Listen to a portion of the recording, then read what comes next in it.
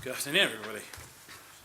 So we've heard some great comments today, first in the opening plenary, which I hope many of you got to attend, from the First Minister, who talked about an integrated energy system, and also from Keith Anderson, who talked about you don't solve the energy sector by picking a small part of it. And it seems that there's some trend in that direction, where we're moving to a general agreement that that's the case. We want integration, we want whole system thinking. And my talk today is going to focus on the how behind that. Seems like we want it. We don't very often talk about the how. And so I'm going to be very cautious about language and talk about systems engineering first. And I think in this sector we do have a bit of a problem with language. Different people use the same words to mean different things to them, and we often have friction points that we didn't intend to have. And what I mean by systems engineering is a holistic approach to top-down development and generating systems ideas, systems thinking. And what I definitely don't mean is that this is just a technology thing. Systems engineering is far more about the technology and its place inside a wider market, the implications on policy and the social benefits that it produces. So one of the things that we should cover, I guess, is today's challenges and certainly the challenges of tomorrow. And I've given parts of this talk before, and I've often been met with, we've done it this way for many years, and it's not a problem. Why should we change? And the problems of tomorrow are different to the problems we're facing today. They are moving to much more multi-vector problems, where the impacts of electricity, and we've covered this today, the demand moving. I'm afraid I don't have Robert Sansom's legally obliged slide, but you've seen it many times today. Now that's clearly an issue. The issues are multi-organisation. They don't belong in the domain of one company who's able to solve the problem. And in fact, we need much more cooperation and also competition where is appropriate. And they're multifaceted. It's very rarely that a problem now is a technology problem. Instead, it's socio-economic, political. And so I'm advocating a systems of systems approach, which I'm going to go on to.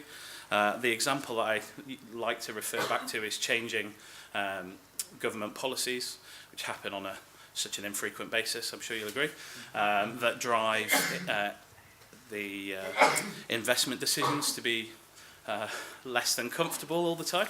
That forces different technology decisions to be made, because if the investment is uncertain, which technology do you back, which then leads to a different performance in the system, and ad infinitum. There isn't a single solution to these things. So, assuming that we accept my view of systems engineering, which is this top-down development approach, I want to cover some differences of a systems approach. And some of these terms do get thrown about a bit, and I feel quite strongly about them. So some of the differences, for example, when we talk about systems engineering, you often get a view of a blank sheet of paper. I'm going to develop a thing no one's thought of before. That could be a product or a service. Systems of systems, however, acknowledges that there are existing incumbents in the market, that there are technologies, there are assets that we already want to make use of. However, it does still follow the top-down methodology. We still have a structure in which things are placed. It's just that by accepting that there are incumbents in the marketplace already, we deal with those things. We analyse where they fit into the structure that we're trying to get to, and then look at the gaps. And is that a transition then to move to fill those gaps, or is it an opportunity for a new player to come along and bring new value to the service? Systems of systems projects accept that that systems are valuable in of themselves. Generally, in a blank sheet of paper type system development, let's say you have a box with some hardware and software on it. Hardware doesn't do very much of that software. The software is fairly useless without a platform to run on. That's not a systems of systems world. The transmission network is incredibly valuable. The gas network is incredibly valuable. But if you can bring those together in an integrated manner to deliver the sort of outcomes that you want, you can unlock more value than is in there today. And so that's one of the key tenets. When I talk about systems of systems, and particularly approaches which involve top-down driving of requirements and needs, often makes people feel quite uncomfortable. It's another person who wants an opinion and to tell us how to run things. And so I just wanted to point out this great paper that was written by John Lane, that there are different approaches to systems of systems. I'm not going to describe them all. I recommend you read the paper. But take a virtual approach to a systems of systems organising of a scheme. and you could think of the internet. There are some very defined rule sets, the IP addressing system, DNS, but inside, once you follow those rules, individual innovators are free to come and go and invent new products and services as they see fit. A directed system of systems approach is normally the one that makes people take a sharp intake of breath. Don't tell me what to do. But I'm a big fan of the acknowledged approach, which is to have a driving force, to have a common vision that is spelt out, but to have to acknowledge that the organisations that operate within that system of systems cooperate, communicate, find new ways of working, but are striving to meet that common view. So the V model, a lot of you may be familiar with this. It's much derided. I think in some industries we recognise its shortcomings, but a lot of industries also do very well out of this. And what I'm trying to show here is a couple of flaws that we tend to view the V model as a method of working, with the top left being our conceptual ideas, the objectives we want to hit, building more and more detail down the left-hand side, coming to implementation at the bottom, and then rising on the right-hand side with actually integrating and testing those ideas. Obviously, it never works like that. So that's why there's an arrow going back to the left, because when that doesn't work, we have to iterate. The other part on here, and this is the bit that I'm really advocating, is to acknowledge that there are key systems decisions that need to be made. That's really highlighted by the red V.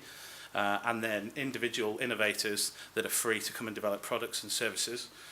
In some ways, they are the ecosystem sets the goals and objectives for those individual organisations in a proactive sense.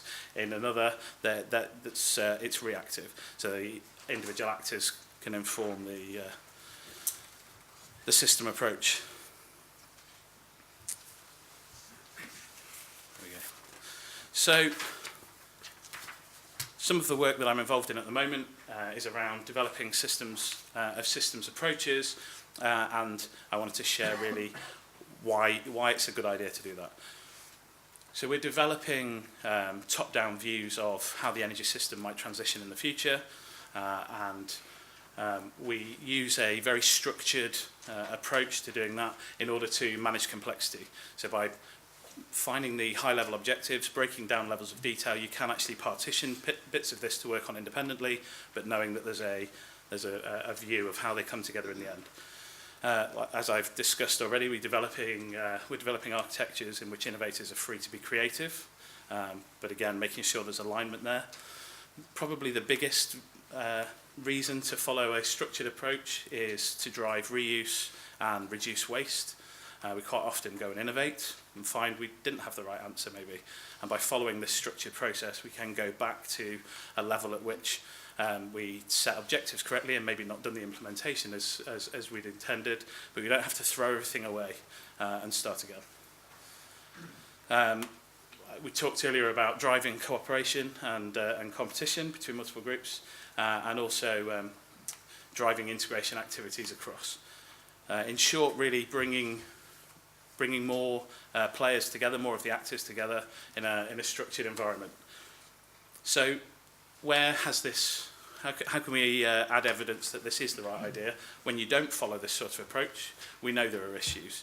So any people who are familiar with the recent NHS digitisation of records attempt, some of the reports that came out at the end when it was axed, and not all of it, some bits were salvaged, were that there wasn't a common view, that there wasn't a set of clearly defined objectives, and that the big picture wasn't established early on in the project.